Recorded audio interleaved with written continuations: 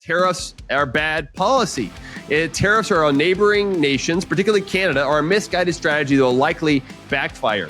Doubling these tariffs means higher costs. There's already some indications that housing prices could go up if we have more tariffs on the lumber that we get from Canada and other types of things. And a bigger part of this, if you look more at a macro level, what I'm worried about is what is the goal of these tariffs?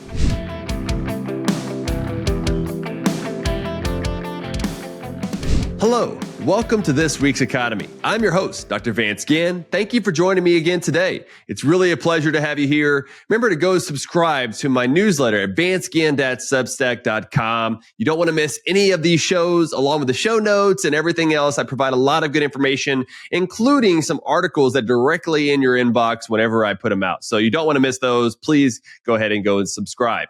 So I want to jump into what's happening right now. I'm going to dive into the federal funding debate, Social Security, the cost of tariffs, school choices, and the chances in Texas, and Trump's energy policy, along with something about the new labor secretary appointment and institutional investors' impact on housing. A lot of the key issues that's probably on top of your mind, or at least something you're thinking about. So let's jump right into it from a free market perspective from yours truly, okay? Number one, government funding bill. In the news, as the potential government shutdown loomed, the House narrowly passed a stopgap measures, continuing resolution, to fund the government through September. As of this recording, Senate Democrats have stated they will not support the House bill, but are advocating for a stopgap measure to keep the government funded until a clean continuing resolution can be passed. We have seen that Senator Chuck Schumer and also John Fetterman have said that they would be for it at this time. I'm recording this on Friday. So hopefully they'll get their act together, because at the end of the today on Friday is whenever the government was shut down. But at the end of the day, it's only a partial government shutdown. A lot of things still continue. And maybe, just maybe, some of these shutdowns could be a good indicator that we've got to do something about spending. Spending is what's really the problem here. We've got to have more economic growth. And one way to do that is by cutting spending. If you cut spending, we can have less that's going to the deficit, less going to debt, less going to higher interest rates, less going to inflation if the Fed purchases that debt. And so all these things hurt us, right, as consumers, as investors, as entrepreneurs. And so I'm really hopeful that Congress can get their act together. I mean, part of this could be the federal government's DOGE, the part of government efficiency with Elon Musk. But Trump has really got to push that and say, look, Congress, you too have got to put these in place, these cuts that they're finding. I don't think they're going to be up to $1 trillion or $2 trillion. We shall see. I hope that they are. But at the end of the day, we've got to do something about the excess spending, and there should be no sacred cows, okay? We've got to end this habit too of continuing resolutions. We need real budgets passed. I think we should have a comprehensive budget where there's one budget like what most states do, instead of these 12 different ones, and really find a way to get these budgets passed, because they haven't been doing this for decades now. So you don't want to miss that. I also had a good conversation on NTD News recently about the federal budget that you don't want to miss in the show notes page. Speaking of other types of things of economic growth, number two, goal of trade war. In the news, President Trump has threatened to double the tariffs on Canadian steel and aluminum imports, raising the tariff rate to 50%. Despite Trump's claims, these tariffs will likely hurt American jobs and industry. Meanwhile, House Republicans are actively working to shield President Trump from challenges on tariffs from Congress. My take is that tariffs are bad policy. Tariffs are on neighboring nations, particularly Canada, are a misguided strategy that will likely backfire. Doubling these tariffs means higher costs. There's already some indications that housing prices could go up if we have more tariffs on the lumber that we get from Canada and other types of things. And a bigger part of this, if you look more at a macro level, what I'm worried about is what is the goal of these tariffs? Is the goal to bring down the trade deficit, which didn't work during the first Trump administration and unlikely to work now? Is the goal to reduce income taxes? So now we're just shifting funds around. And I think tariffs are also a bad form of taxation, because remember, it's all on Americans this way. And you can't get rid of income taxes because they bring in way more than tariffs. You would have to have nearly 100% tax rate on tariffs. And as you know from incentives, is that if you 100% tariff, we're not going to import anything. So you wouldn't get any tax revenue. And from someone who wants more limited government, that sounds good. But I also want to make sure that we're funding the government we have. to not put more of a burden on Americans in the process. And that's exactly what we do. I mean, we would do. I mean, if you think about how much government spending is already, if we could get it back to the 3 or 4% of GDP instead of the 25, 26% of GDP that it is today, back from whatever was, before 1913 when the income tax was put in place, then great. But I don't see that happening anytime soon. I do know that during the first Trump administration, as I was part of the Office of Management and Budget, I was the chief economist. So I worked a lot on the president's last budget and looking at the economic effects over the next decade and everything else. Whenever we were working on our economic models with a team of economists that I had at that time, we would show that there would be a drag from the tariffs on economic activity, which of course the president and others in the administration didn't necessarily like because they were trying to push this. But I was like, look, there is a drag from these tariffs. It's raising taxes on Americans. And this is not a good direction to go. But the assumption was at that time was that over time, hopefully we're going to see zero tariffs. So that way you can actually have free trade. But I don't hear that at all this time around. I mean, I think that Trump really likes tariffs. I don't think he's too worried about the end of tariffs at the end of the day.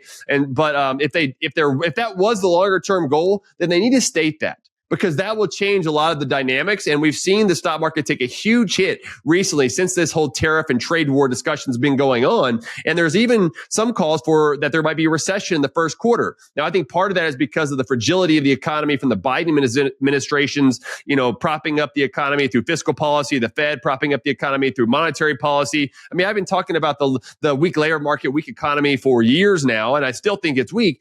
So it'd be more on the back of Powell at the Fed and Biden and Congress overall too, right? If there was a recession, but these sort of things from the economic uncertainty and the trade wars and everything else are not going to help that at all. And check out my recent piece in the DC Journal on tariffs. I'll make sure to put that in the show notes page as well. Number 3, school choice in Texas. In the news as a top priority of the 89th Texas legislature, the House Committee on Public Education held a passionate debate last week during a more than 12-hour hearing. I had the opportunity to submit written testimony on House Bill 3, a bill to expand school choice in Texas.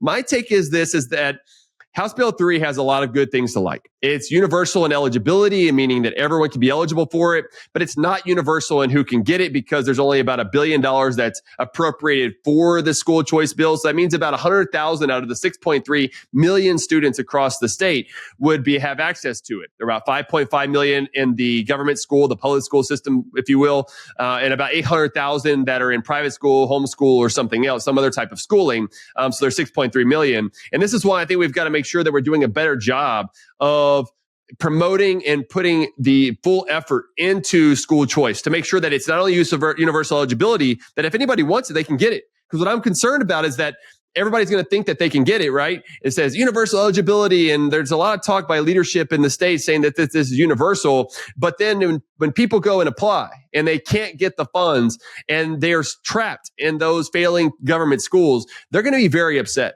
And this is going to hurt the school choice movement. Another thing that I think will hurt the school choice movement in Texas is if they pass House Bill 2. It's a big funding bill for more money to government education, government public schools that are already failing. Look, we already have an overfunded problem. Since 2013, per student spending is up 48% in Texas, while 8th grade math proficiency is down 40%. And the 48% is well above inflation of 35% over that period. So this is an overfunded problem. We shouldn't be putting House Bill 2 or any other measures that's going to fund the public education system more, because that's going to hurt the competition that would otherwise come from House Bill 3 with school choice. You don't keep feeding a monopoly. You don't keep feeding the beast at the same time you're trying to kill it, or not necessarily even kill it, but help weaken it, right? And allow for competition in the marketplace. What we want to do is empower parents, students, teachers, taxpayers with universal school choice. Let's get that done. I'm going to keep fighting this because I think we need to kill House Bill 2 if we're going to have House Bill 3. I know that's going to go against a lot of people working on in some cases, but I think we can't just be a one issue voter, one issue sort of push, as we got to look more broadly at what's going on. I mean, right now the state is already overspending in a lot of areas. So one area we should be cutting is in public education. It's a good talking point to say we're going to keep funding it, but why whenever we have these bad policies and outcomes in the process? Number 4, Doge looks at Social Security. In the news, Elon Musk has brought Social Security into the Doge conversation, highlighting government waste and fraud within the entitlement program. With concerns over insolvency, U.S. Senator Lindsey advocates raising the age to collect Social Security benefits. Meanwhile, a new rule from the Social Security Administration aims to address the billions of dollars lost in overpayments. My take is that the Social Security situation is adding to our fiscal crisis. If you include Social Security and Medicare and the unfunded liabilities for the future, we're talking about over $100 trillion, maybe even over $200 trillion. Both of these big programs, these welfare programs, if you will, some would call them quote unquote entitlements, but really they're welfare programs, will be insolvent, meaning they can't pay out the full benefits over the next decade. Sometime over the next decade, they're likely to be insolvent. This is not a good situation. I support raising the retirement age from maybe where it's at now around 68 to 78 or 80, which is the average age of people now. Whenever Social Security was first created in 1935, the average age was closer to 60 now. And so most people were not going to get Social Security is the way it was developed. But of course that changed over time, which was good. We had innovations and everything else that allowed us to live longer. But now this is putting stress on these welfare programs. I also think that we need to do something about those maybe that are at least under the age of 55, maybe even under the age of 50 that says, look, we're going to promise that you're going to get these benefits, even though remember, there's not any benefits just for you or me. It's actually going to retirees today for what we're paying because it's a pay-as-you-go Ponzi scheme system. But they've expected this. They've kind of been promised this. So there's this expectation. So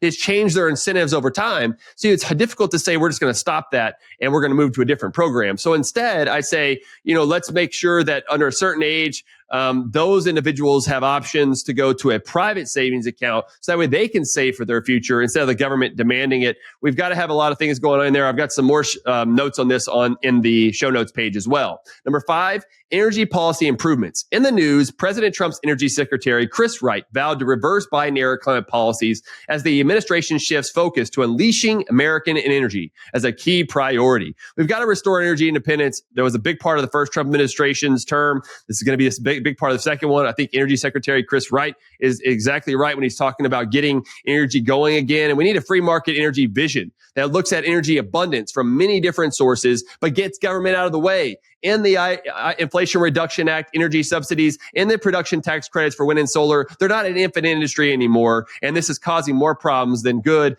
Check out the other thing that I put one of my recent podcasts out there with Daniel Turner talking about energy and what should be done. I put that in the show notes page as well. Number 6, the future of labor policy. In the news, former Representative Lori Chavez DeRimmer was confirmed as President Trump's labor secretary. She, whose father was a Teamsters member, underscores Trump's effort to position himself as a pro-worker and challenge the Democrats' long-standing alliance with organized labor. So my point of concern here is that I'm concerned that Chavez DeRimmer, I hope that's how you pronounce her name, potential to push increasing government interference and voluntary exchanges between employers and employees in the labor market.